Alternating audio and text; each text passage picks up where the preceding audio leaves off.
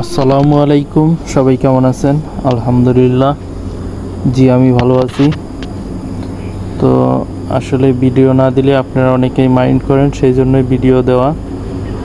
আর আমি আমার এই মুরগি বিক্রি প্রায় শেষ, কিন্তু তারপরও এখানে আমার ছাদের উপরে এখনও 53 পিস মুরগি আছে, কারণ প্রতিদিন এখন বাসার উপরে 3-4 পিস করে বিক্রি করতেছি। আসলে বাজারে যে দোকানদারগুলি আছে, যা পাইকাররা আছে, ওনাদের কাছে বিক্রি করলে দামটা অনেক কম এবং ওনারা আসলে নিতেও চাচ্ছে না। তো কালকে পর্যন্ত আমি বিক্রি করছি, সবাই জানেন। তো কালকে আমি লাস্ট বিক্রি করছি 50টা। তো টোটালি এখন পর্যন্ত 170 পিস মুরগি আমি পাইকারি বিক্রি করছি।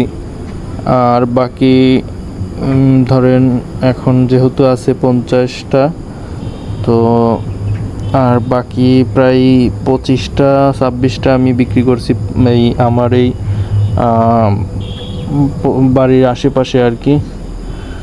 তো এই হলো আপডেট। আর যেহেতু এই মুরগিগুলোকে এখন আমি নিয়ত করেছি যে মাসের শুরুতে গিয়ে বিক্রি করব, তো আসলে আপনাদেরকে কিছু গুরুত্বপূর্ণ তথ্য দেওয়ার জন্য ভিডিওটা বানানো।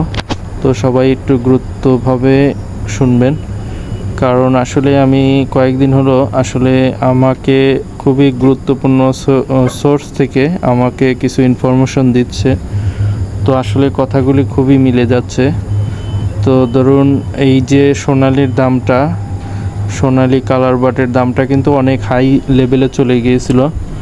ধরেন যে সোনালিটা 270-80 টাকা পর্যন্ত পাইকারি বিক্রি হলো, আর কালার বাট টাইগার এইগুলি কিন্তু আপনার 250 টাকা 60 টাকা পর্যন্ত বিক্রি হয়েছে। তো এটা আসলে আমি আগে থেকেই আমি জেনেছিলাম। আবার ধরুন যে এইটার যে দাম আবার কমে যাবে, এই নিউজটাও আমার কাছে ছিল। তো যতগুলি খামারি আমাকে ফোন দিয়েছে তাদেরকে আমি তথ্যটা দিয়েছি যে ভাই, যদি রেডি মুরগি থাকে, ধরেন 800-900 বা 1 কেজি থাকে, তো আপনারা দ্রুত বিক্রি করে দেন। তো আপনার এই যে সোমবার থেকেই কিন্তু বাজারটা নেমে যাবে। তো কথা আসলেই একদমই ঠিক হয়েছে যে সোমবার থেকেই কিন্তু এই বাজারটা আমাদের এখান দিয়ে, এবং আমি যতটুকু যাদের কাছ থেকে শুনেছি, কেজিতে সোনালি 50 টাকার মতো কমে গেছে, আবার কালার বার টাইগারও 50-60 টাকা কমে গেছে। সোনালি এখন 220 টাকা ভিতরে, 20 টাকা 30 টাকার ভিতরে ওঠানামা করতেছে, আর কালার বার টাইগার এগুলি 210 টাকার ভিতরে ওঠানামা করতেছে, 200 থেকে 210 টাকা। তো এখানে কেজিতে কিন্তু 50-60 টাকা করে এই দুইটা নেমে গেল। তো আসলে এইগুলি এক ধরনের একটা চক্র নিয়ন্ত্রণ করে। আসলে এই কথাগুলি আসলে বলা ঠিক না, বললে পরে ওনারা আবার মাইন্ড করবে।